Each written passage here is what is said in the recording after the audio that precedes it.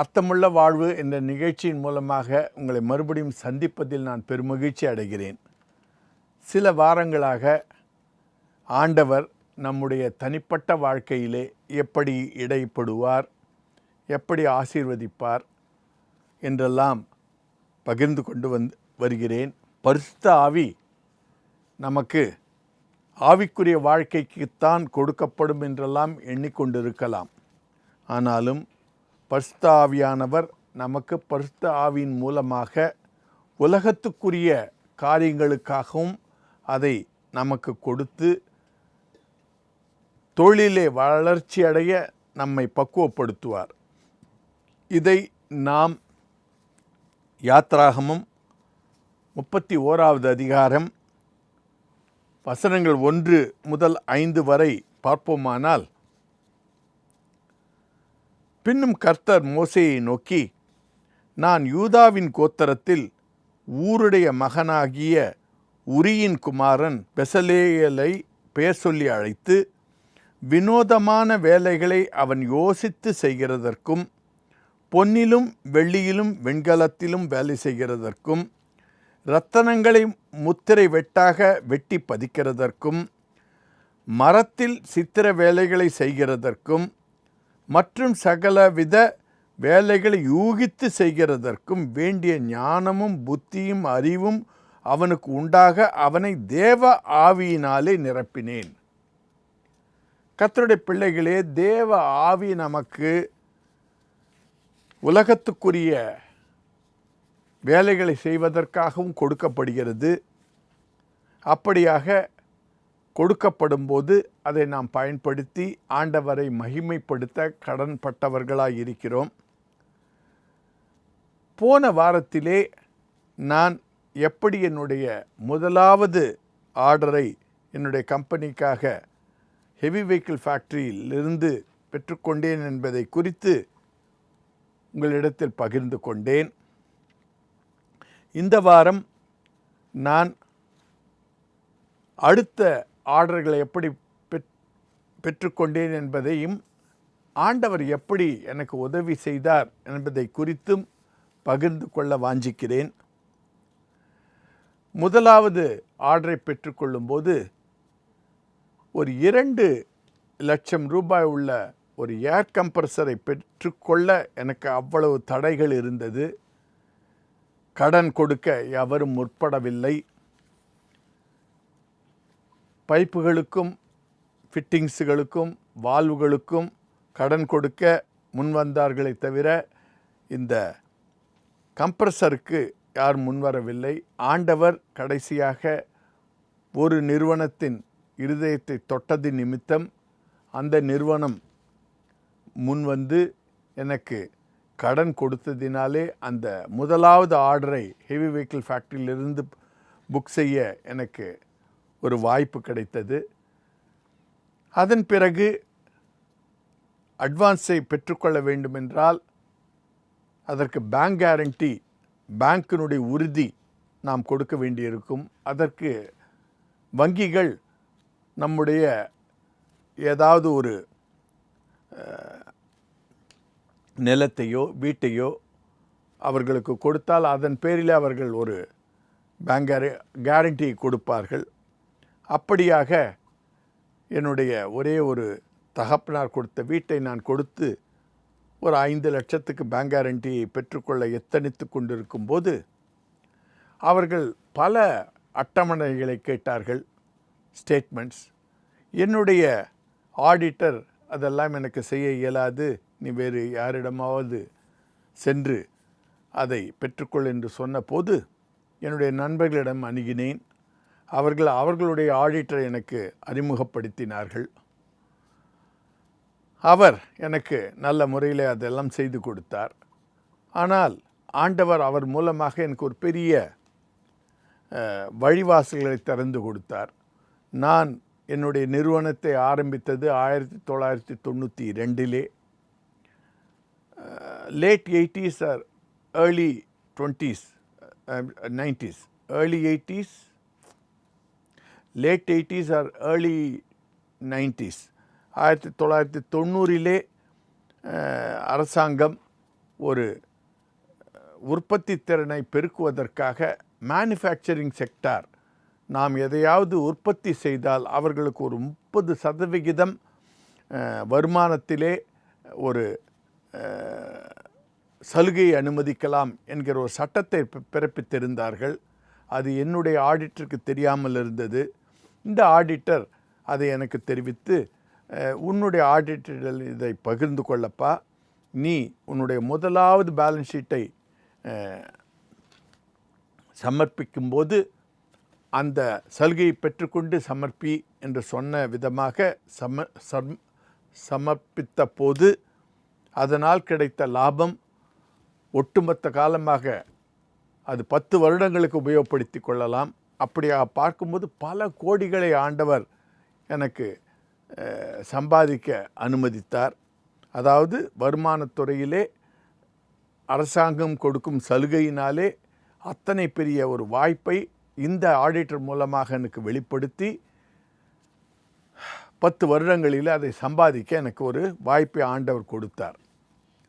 அதன் பிறகு என்னுடைய வளர்ச்சி ஒரு ஐபிஆர் பாய்லர் என்றால் ஒரு நீராவியை உற்பத்தி செய்யும் ஒரு உபகரணம். இது முதலாவது ஆர்டர் 10 லட்சத்தில் இருந்தால் இது 1 கோடிக்கு இருந்தது. இதில் 2 பாய்லர்கள் இருந்தது, ஐபிஆர் பாய்லர். ஒவ்வொரு பாய்லரும் 10 லட்சம். அந்த காலத்திலே 1993 எல்லாம் 10 லட்சத்துக்கு எனக்கு இன்னும் பேங்க் கேரண்டி எல்லாம் இம்ப்ரூவ் ஆகவில்லை. கம்ப்ரஸருக்காவது அவர்கள் ஒட்டுமொத்த 100% பணத்தையும் கொடுத்து அவர்களுடைய எல்லை விட்டு எடுத்துக்கொண்டு போகலாம் என்று சொன்னவர்கள் பாய்லருக்கு வந்தபோது அது இன்னும் கடினமாக இருந்தது. அவர்கள் சொன்னது என்னவென்றால், ஒட்டுமொத்தமாக எல்லா பாய்லர் தயாரிப்பாளர்களும் 33% அட்வான்ஸாக தர வேண்டும், இன்னொரு 33% அவர்கள் அதற்கு வேண்டிய பொருட்களை அவர்களுடைய ஃபேக்ட்ரியிலே கொண்டு வந்தார்களானால் அதற்காக கொடுக்க வேண்டும், எஞ்சியதை அந்த உபகரணத்தை அங்கிருந்து எடுத்துக்கொண்டு போகும்போது கொடுக்க வேண்டும். ஆக மொத்தம் 100% படிப்படியாக பொருளை எடுத்துக்கொண்டு போகும்போது கொடுக்க வேண்டும் என்கிற ஒரு நிபந்தனையோடு தான் எல்லோரும் அவர்களுடைய பாய்லர்களை, நீராவி எந்திரங்களை விற்று கொண்டிருந்தார்கள். அப்படி இருக்கும்போது அந்த மாதிரி ஒரு பணத்தை கொடுத்து வாங்க எனக்கு வசதியோ அல்லது தகுதியோ இல்லாமல் இருந்த சமயம் அது. அப்பொழுது வீசன்ஸ் பாய்லர் என்று ஒரு திருச்சியில் ஒரு கம்பெனி இருந்தது. அதற்காக அவர்கள் எனக்கு அவர்களுடைய கொட்டேஷனை சமர்ப்பித்திருந்தார்கள். அவர்களும் இப்படியே 1/3 மூன்றில் ஒரு பங்கு அட்வான்ஸ், 1/3 உபகரணங்களை அவர்கள் வாங்கின பிறகு 1/3 பொருளை அவர்களுடைய எல்லையிலிருந்து அகற்றும் போது என்று சொல்லி கொண்டிருந்த போது அவர்களிடத்தில் நான் வருந்தி கேட்டுக்கொண்டேன், அப்பா, முதலாவது பாய்லருக்கு அட்வான்ஸே இல்லாமல் கொடு, அது உள்ளே போய் எனக்கு பணம் வந்த பிறகு 2வது பாய்லருக்கு நான் அட்வான்ஸை தருகிறேன் என்றெல்லாம் கூறி அவர்களிடத்தில் என்னுடைய பேமெண்ட் அமையும் காட்டினேன். அதுவும் அல்லாமல் அந்த ப்ராஜெக்ட் வெறும் பாய்லர் மாத்திரமல்ல, அது boiler, piping, IPR piping, fuel handling system என்றால் அந்த எரிபொருளை கையாளுவது, வாட்டர் ட்ரீட்மெண்ட் எல்லாம் சேர்ந்திருந்தது. மிக இதர பொருட்களுக்கெல்லாம் எனக்கு கடன் கிடைக்கும், இந்த ஒரு பொருளுக்கு தான் கிடைக்காமல் இருந்தது. இதையெல்லாம் காட்டின பிறகு அவர் முன் வந்து எனக்கு கடன் கொடுத்தார். அதன் மூலமாக ஆண்டவர் என்னை இன்னும் பெரிய அளவிலே வளர்ச்சி அடைய ஒரு ஆசீர்வாதம் கொடுத்தார். முதலாவது பாய்லரை சப்ளை செய்த பிறகு அதிலிருந்து வந்த பணத்தை அவரிடத்தில் கொடுத்த பிறகு 2வது பாய்லரை சப்ளை செய்தோம். அதை முறையான சமயத்திலே, சரியான சமயத்திலே நல்லபடியாக சப்ளை செய்து முடித்ததினால் அடுத்தடுத்து வந்த ஆர்டர்களிலெல்லாம் எங்களுக்கு அதிகமான ஆர்டர்களையும் கொடுத்தார்கள். இதே நிறுவனம் வருகிற ஆர்டர்களில் இன்னும் அதிகமாக எங்களுக்கு சப்ளை செய்ததினால் எங்களுடைய டர்ன் ஓவர் பிஸ்னஸை எல்லாம் இன்க்ரீஸ் செய்ய முடிந்தது. சில ஆர்டர்கள் எல்லாம் கடினமான இடத்தில் இருந்தது. அங்கு கிரேன் ஃபெசிலிட்டி கிடையாது. டிஃபென்ஸ் ப்ராஜெக்ட்ஸ் அவையெல்லாம் காட்டுக்குள்ளே இருக்கும். அப்படியாக இருக்கும்போது நாங்கள் இங்கிருந்தே எல்லாவற்றையும் ஃபேப்ரிகேட் செய்துவிட்டு அவற்றையெல்லாம் ஒரு பிளாட்ஃபார்மின் மீது வைத்து அசம்பிள் செய்து பார்த்து, ஒரு வாட்டர் ட்ரீட்மெண்ட் பிளான்ட் ரப்பர் லைனோடு செய்ய வேண்டும்.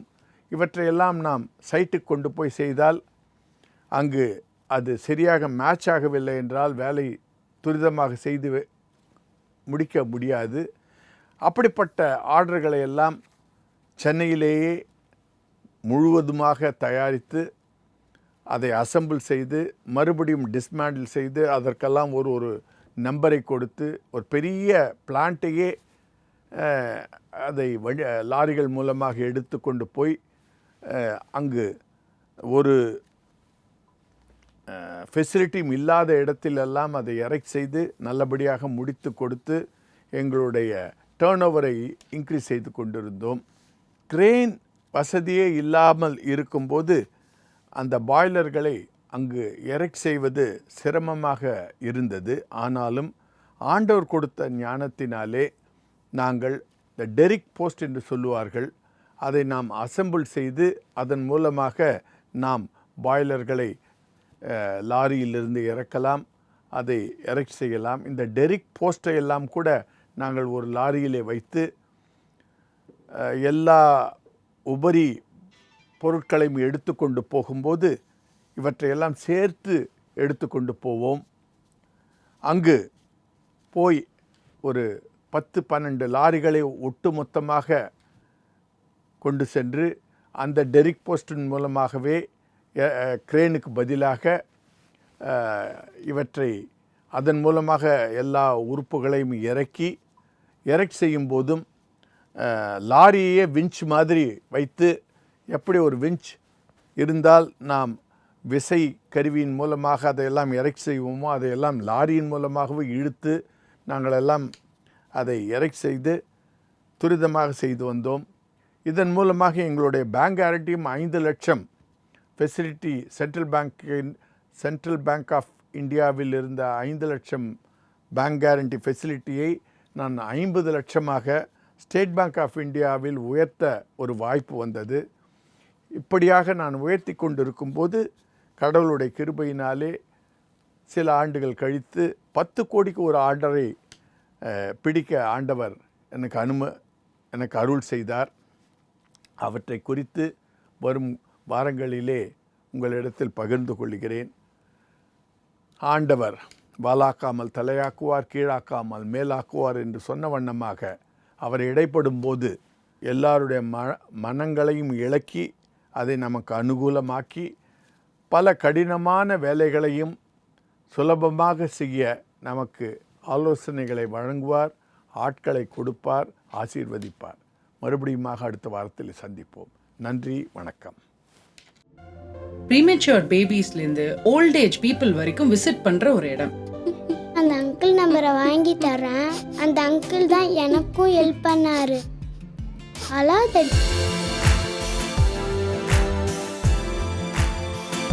எல்லா பேஷண்ட்ஸுக்கும் பர்சனல் கேர் தராங்க. 30 years of proven medical records. All eye care treatment under one roof. அதான் ஆர்கே ஐ சென்டரோட ஸ்பெஷாலிட்டி.